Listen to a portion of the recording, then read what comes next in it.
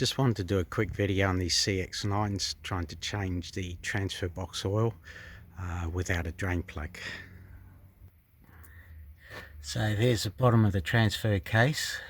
It goes all the way to the drive shaft down to the back wheels. You can see I've removed the engine stabilizer just to give a little bit more vision in there. Now these are four-wheel drive on demand, so basically that transfer box is always working. May not be working under load all the time, but it is always working, and it really should change that oil from time to time, or every 100,000 Ks. Without a drain plug it makes it rather difficult, so I made up a tool to help with that. So back there is the level plug for the transfer box, and that's where you got to suck the oil from. So that's a bit difficult with a a floppy hose, because it tends to end up all over the place. It's a lot easier to gain access to that level plug if you come in over the back of the subframe, and you'll be able to feel your way into that level plug.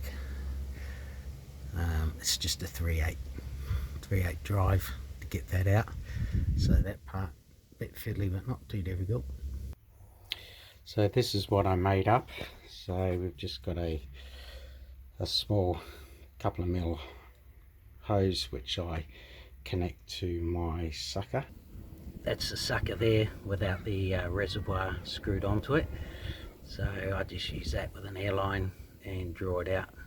We usually use those sort of things for brake fluid and the like.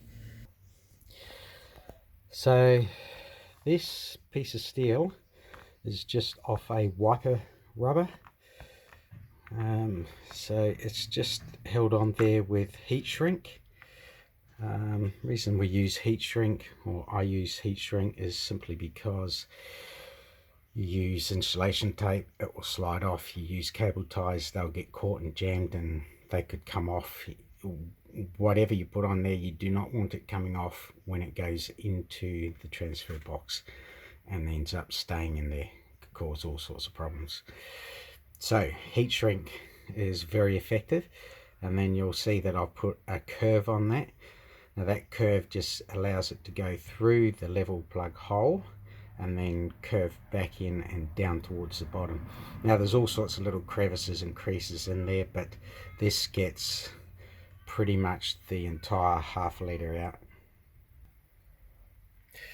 So you'll see here, well, that's the reservoir for that sucking tool that I've got out there draining, and that's how much oil I was able to get out of the transfer box. Almost the entire amount that we need to get out, which is ½ litre. So there you have it. It can be done. It's just you need to make up a few tools and get creative and get it done, because you can see the colour of that oil. You know, in this car's done, what is it, 120,000, 130,000, something like that. You want to be changing this oil at least every 100,000, and it's an 80W140 that goes back in, and it's got to be full synthetic. Alright guys, I hope this helps. This can be done by anyone that has a compressor and a sucker. As you see, my business is operated from home in my driveway. I do this legally.